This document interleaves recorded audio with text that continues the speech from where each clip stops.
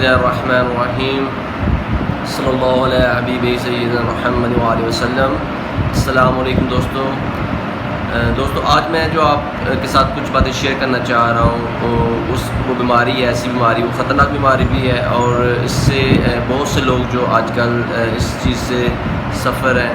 اس میں سانس کا پھولنا، اور سانس کا پھولنا ایک ایسی بیماری ہے جو یہ جو علامات ہیں سانس کا پھولنا، یہ بہت زیادہ بیماری ہے جس کی وجہ سے ہو سکتا ہے۔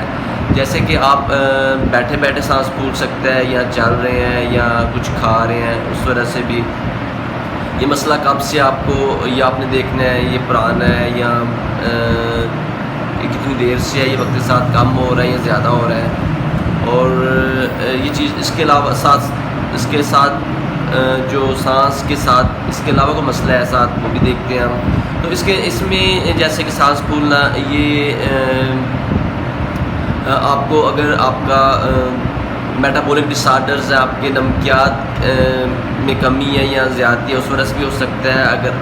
اگر آپ کو دل کا مسئلہ ہے ساتھ چل رہا ہے، یا دل کے جو والوز ہیں اس کا مسئلہ ہے، اس وجہ سے بھی یہ جو ہے سانس پھول سکتا ہے۔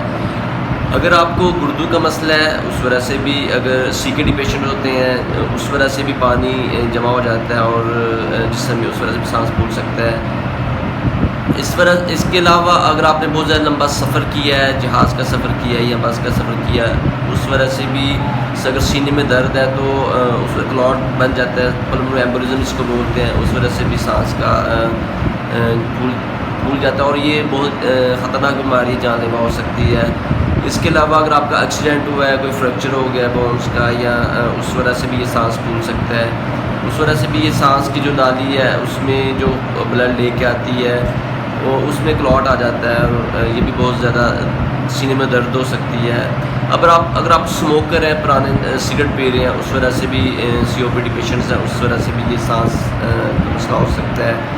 اگر آپ کو دمے کا مسئلہ ہے، اس وجہ سے بھی یہ سانس پھول سکتا ہے۔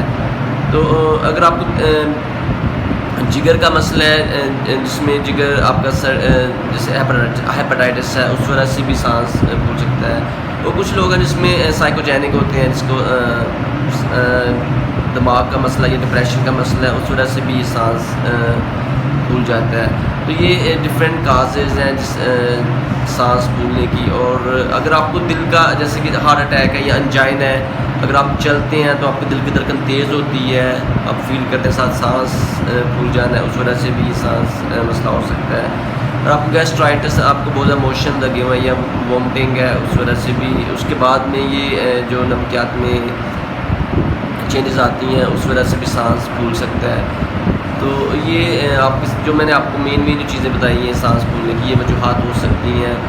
تو اگر آپ نے کچھ چیز ایسی کھائی ہے، یا جو آپ کی نالی میں اٹکی ہے، کھانے والی نالی میں یا سانس والی نالی میں، اس وجہ سے بھی سانس پھول سکتا ہے۔ یہ بھی ایک موسٹ کامنلی ہم دیکھتے ہیں، اکثر جو مریض ہیں وہ بچے جو کچھ ایسی چیزیں جو کوائنس وغیرہ انگلف کر لیتے ہیں، تو یہ ہم موسٹ کیسز جو دیکھتے ہیں۔